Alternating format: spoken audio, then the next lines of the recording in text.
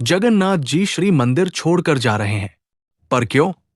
बंगाल में एक भक्त रहते थे, रामदास। उनका नियम था कि हर एकादशी पर वे पैदल बंगाल से जगन्नाथपुरी जाया करते थे। वहां जाकर वे सुबह समुद्र में स्नान करते, महाप्रसाद पाते और फिर रात को शयन आरती के बाद मंदिर के बाहर बैठकर कीर्तन करते।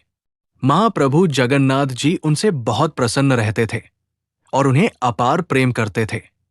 धीरे धीरे समय बीता और रामदास वृद्ध होने लगे। अब उनके शरीर में पहले जैसा बल नहीं रहा, लेकिन उन्होंने अपना नियम नहीं छोड़ा। उनका मन अब भी वही था। भक्ति में अटल महाप्रभु जगन्नाथ जी को उस पर दया आ गई।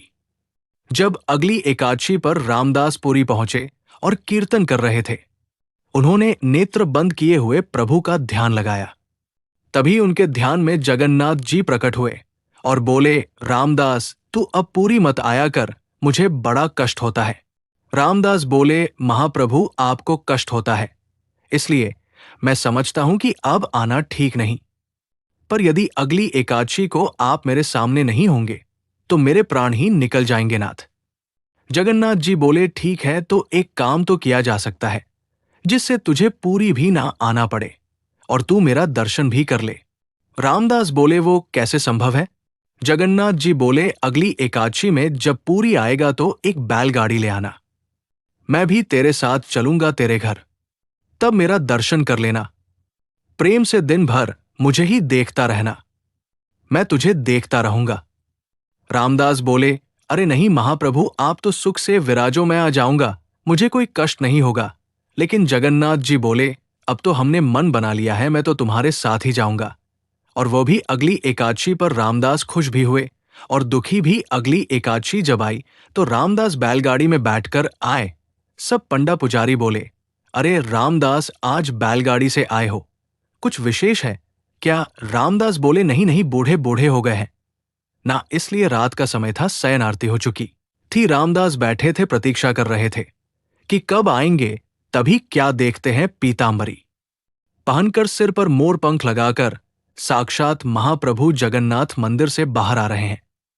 और ऐसे ही नहीं आ रहे, अपने सब अंग वस्त्र एक पोटली में बांधकर रामदास के समीप आ रहे हैं।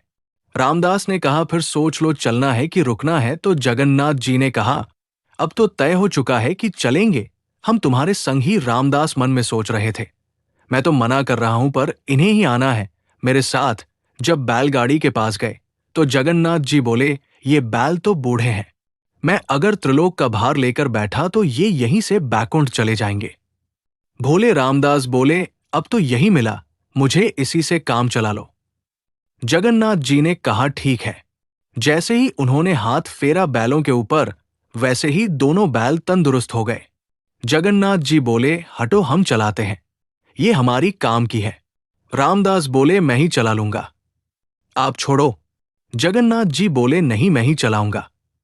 सामने बैल हाँकते हुए द्वारकाधीश थे और पीछे सीधे साधे रामदास बैठे थे। जैसे ही मंगला आरती का समय हुआ, वैसे ही सब पुजारी बोले, ये सुभद्रा जी और बलभद्र जी तो है, पर जगन्नाथ जी कहाँ गए? सब जगह हल्ला मच गया, जगन्नाथ जी चोरी हो गए, ढूंढो। सबका शक गया रामदास के ऊपर, क्योंकि रामदास ही वहां रात भर रहते थे। जगन्नाथ जी को पता चल गया था कि सब पंडा पुजारी रामदास के पास आ रहे हैं, वो अभी पुरी की सीमा से बाहर नहीं गए थे। तो जगन्नाथ जी ने कहा, रामदास, तुम मुझे कहीं छिपा दो, सब पंडा पुजारी आ रहे हैं तुम्हारे पास। पास में ही एक तालाब था, उसके पीछे एक गुफा जैसी बनी थी।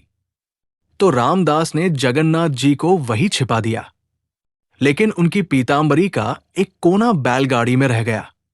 सब पंडा पुजारी आए और उनकी तलाशी लेने लगे। तभी वो पीतांबरी का छोर उन्हें दिख गया और बिना कुछ पूछे मारपीट शुरू कर दी। तभी तालाब से आवाज आई, अरे मूर्खों, तुम्हें क्या लगता है मुझे कोई अपनी मर्जी से ले जा सकता है? नहीं, मैं स्वयं चलकर आया हूं। तभी क्या देखा, जगन्नाथ जी के श्रीअंग से रक्त बह रहा है और पूरा तालाब रक्त मंदित हो गया है। सब बोले, क्षमा कर दो महाप्रभु। महाप्रभु बोले, क्षमा नहीं मिलेगी, जाओ, मेरे भक्त को मारते हो, शर्म नहीं आती? और जगन्नाथ जी रामदास के साथ चले गए। कुछ दिन बाद सब फिर से आए और बोले, महाप्रभु, हमारी रोजी रोटी कैसे चलेगी? अब आप तो चले आए, हमारा पेट कैसे भलेगा? जगन्नाथ जी ने कहा, यही अंतर है मेरे भक्त में और बगुला भक्तों में। फिर बोले, ठीक है, हम अपने भार के बराबर तुम लोगों को सोना दे देते हैं तो हो जाएगा ना? सब बोले, जगन्नाथ जी भारी तो खूब है, बहुत सोना मिलेगा। सब बोले, ठीक है। जगन्नाथ जी बोले, रामदास व्यवस्था करो। रामदास बोले, ये गलत है, मेरे पास इतना कुछ ही नहीं देने को, मैं कहां से लाऊंगा इतना सोना? जगन्नाथ जी बोले, तुम्हारी पत्नी की नाक पर एक सोने का किल है, वो ले आओ, और एक तुलसी का पत्ता ले आओ, बाकी हम दिखाते हैं, आखिर हम भी परमात्मा हैं। जैसे ही नापा गया तो उस किल से भी कम भार के महाप्रभु हो गए और सब पंडा पुजारी से बोले, जाओ ले लो, धन चाहिए ना? तुम्हें अब उन पुजारियों के पास कुछ कहने का मुंह ना रहा। वे सब पंडा पुजारी खाली हाथ पूरी लौट आए। भगवान को कोई बांध नहीं सकता, पर प्रेम के वश में आकर वे स्वयं बंध जाते हैं।